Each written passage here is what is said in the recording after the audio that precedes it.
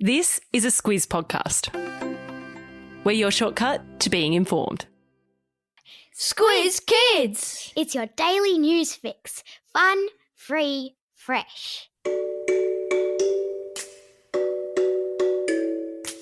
Hello and welcome to Squiz Kids, your fresh take on what's happening in the world around you. I'm Bryce Corbett. It's Wednesday, May 19. In Squiz Kids today, Australia tops plastic waste pile. Arch collapse in the Galapagos. Rugby Sevens go for gold. And Ariana ties the knot. That's what's making news, kids style. The Lowdown. Australia's number one, but on a list that no country really wants to be the top of.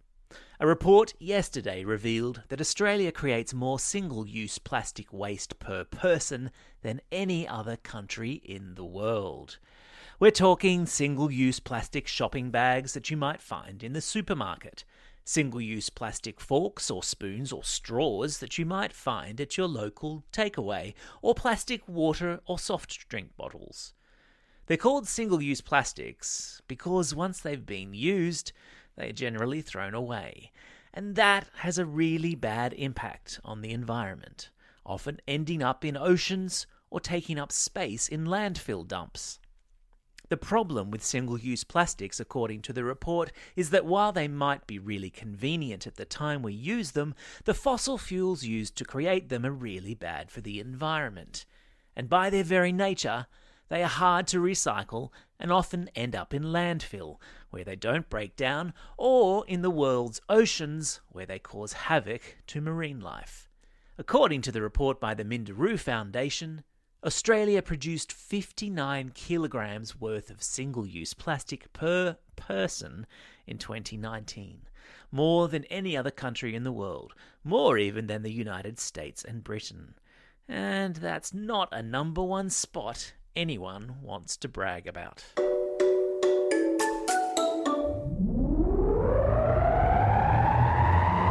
Spin the globe. Each day we give the world globe a spin and find a news story from wherever it stops. And today we find ourselves in the Galapagos Islands, a wondrous collection of volcanic islands in the Pacific Ocean that belong to a South American country called Ecuador. And it's there that one of the island's most famous landmarks has fallen into the sea. It's called Darwin's Arch, a natural rock formation in the middle of the sea, which collapsed over the weekend just gone due to natural erosion. Erosion is the process where wind or rain or sea gradually wears away rock until it falls down, and it's a perfectly natural phenomenon. Darwin's Arch is named after the famous British naturalist Charles Darwin, who visited the Galapagos Islands almost 200 years ago and recorded the dizzying array of wildlife that lives there. His time in the Galapagos was vital to the development of his very famous theory of evolution. But that's a whole other podcast in and of itself. In the meantime, I've stuck a link to a photo of Darwin's Arch in today's episode notes. Sport time. The unveiling of the uniform that Aussie athletes will wear in the Olympic Games opening ceremony is always hotly anticipated. Which is to say, every Olympics, it attracts a lot of attention and a lot of people with a lot of opinions about whether it's nice or ugly or stylish or deeply unfashionable. It's a thing. And yesterday, the Aussie uniform for the Tokyo Olympics opening ceremony was revealed, and designers have gone for something classic, as the link in today's episode notes reveals. Blazer, shorts, and a simple white shirt for the blokes. Same for the girls with a jazzy neck scarf. Simples. But whether they actually get to wear it remains a moot point, which is a fancy way of saying it's not certain.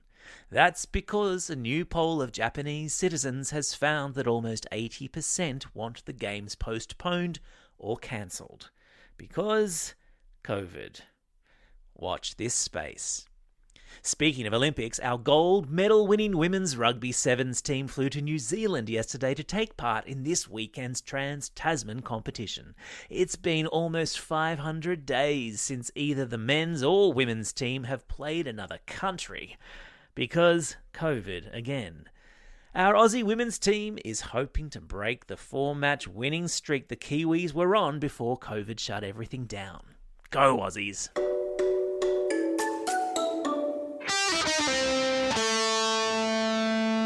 Pop Culture Corner. If you were hoping to grow up and marry Ariana Grande, I'm sorry to tell you, someone has beaten you to it. The chart-topping pop star confirmed yesterday she had married her longtime boyfriend, Dalton Gomez, in a secret wedding ceremony in front of 20 of her friends. Now, why would someone get married in secret? Because when you're as big a celebrity as Ariana is, famous around most of the world, who you marry and when and how you do it is of massive interest. Go figure. And that means the media sometimes try to muscle in on your special day. And, well, nobody really wants that. Ariana's people, because everyone that famous has people, said the ceremony was small and intimate and that the room was full of love and everyone was happy. Including, it seems, Ariana's 235 million Instagram followers, who flooded the singer with messages of congratulations. Time for the quiz. This is the part of the podcast where you get to test how well you've been listening. Question number 1. What is the name of the islands where Darwin's Arch rock formation has just collapsed? That's right, it's the Galapagos Islands. Question number 2.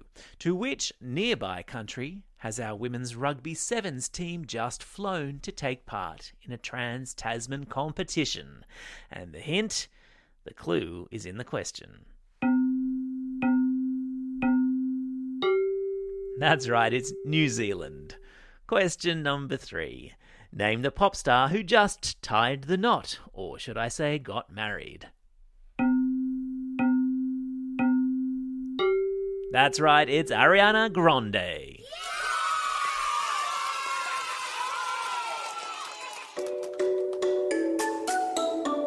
Shout-outs.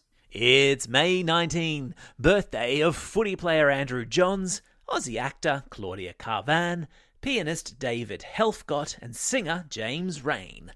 What an eclectic bunch. It's also a special day for these Squiz Kids celebrating a birthday today.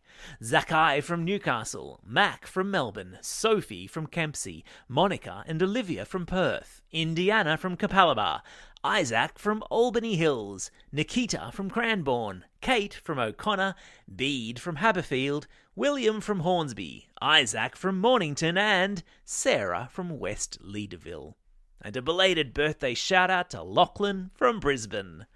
And today's classroom shout-outs go to Class 5B at Launton State School, Class MG6 at All Saints College St Peter's Campus, Class 4B from Bell Primary School, Mrs Lisa Simpson's K01 Year 6 class at Settlers Farm Campus in Paralawi, and a special shout-out to Ms Spawn's Grade 2 class at Craigburn Primary School, who are receiving a special visit today from Squiz Kids' very own Amanda Bauer. Don't forget, if you've got a birthday coming up and you want a shout-out, or if you're after a classroom shout-out, drop us a line at squizkids@thesquiz.com.au. Well, that's all we have time for today. Thanks for listening to Squiz Kids. We'll be back again tomorrow. In the meantime, get out there and have a most excellent day. Over and out. Squiz Kids is proudly supported by the Judith Neilson Institute for Journalism and Ideas.